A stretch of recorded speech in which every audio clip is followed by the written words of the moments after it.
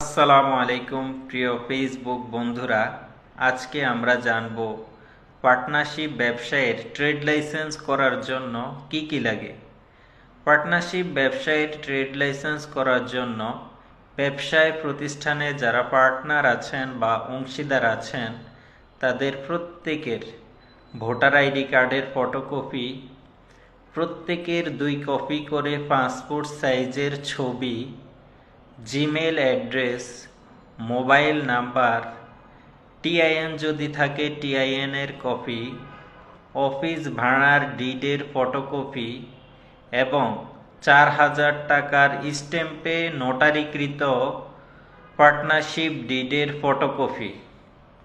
আপনারা এই ডকুমেন্টসগুলো নিয়ে সিটি কর্পোরেশন কর্তৃক আবেদন ফরম পূরণ করে খুব সহজেই আপনারা পার্টনারশিপ ব্যবসায়ের ট্রেড লাইসেন্স সংগ্রহ করে নিতে পারেন।